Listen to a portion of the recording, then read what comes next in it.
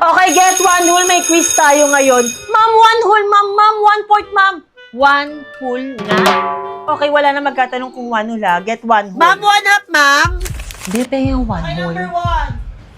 May pino ko one whole isa lang. Yan ka na naman, Tin. Nangihingi ka na naman ng papel. Napakaburaot mo talaga. Ganito na lang. Di ba absent ka kahapon? Papahiram kita ng mga notes Te, ko. lagi na lang, te. Hindi na busy, isa lang. Oh, kaburaot mo. Uy, saan kayo kakain? Sa kantin kami kakain, be. Sama ka ba? Dito lang ako, may baon ako eh.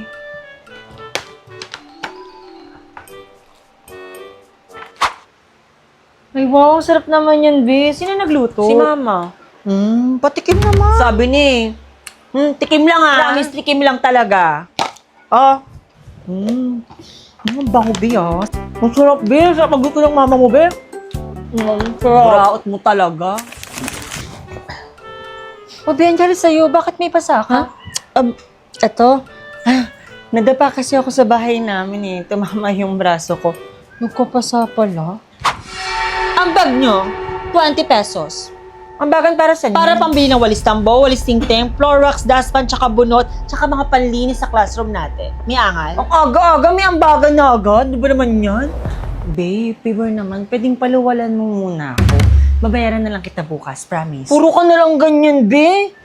Promise, babayaran naman kita eh. Tay, lahat na lang gusto mong burautin sa akin. Papel, tubig, pagkain, pati ba naman dito sa ambagan sa school, ako rin magbabayad sa'yo. Ay, halabi, nag-walk out, lagot ka. Eh bakit? Totoo naman eh. Hindi mo ba alam yung chismis kay Jessica kung bakit siya burao? Anong chismis? Alam mo, be, dati, kaming dalawa ni Jessica, ganyan kami, be, super close. Nung first year kami, hindi pa tayo mag-classmate nun. So, hindi ka pa namin kilala. Eh, noon pa man, sobrang buraot na ng babaeng yan. Teto lang po yun sa akin. Magkano po? Diyan, 15 pesos yan. Be, bayaran mo na nga din yung akin. Promise, babayaran kita bukas. Yung ka na naman sa paluwal-paluwal mo, be. Tapos magiging libre na naman yan. Promise, babayaran naman kita. Promise.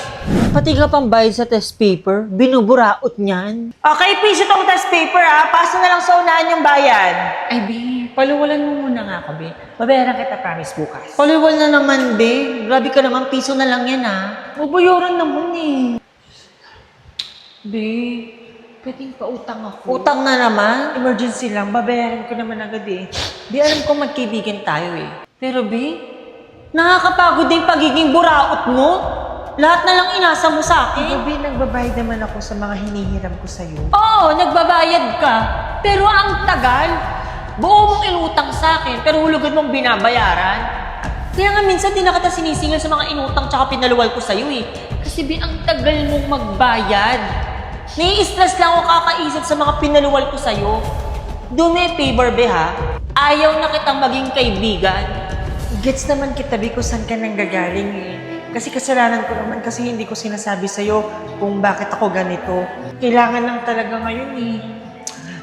Ganito kasi, be, walang nagpapaaral talaga sa akin. Nakikita rin lang ako sa mga kamag-anak ko.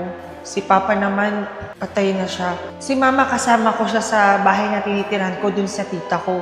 Kaso may sakit siya eh. Siya din yung reason kung bakit ako nanghihiram ngayon kasi kailangan kong bumili ng pang-maintenance niya kasi hindi ako pinahiram ng tita ko.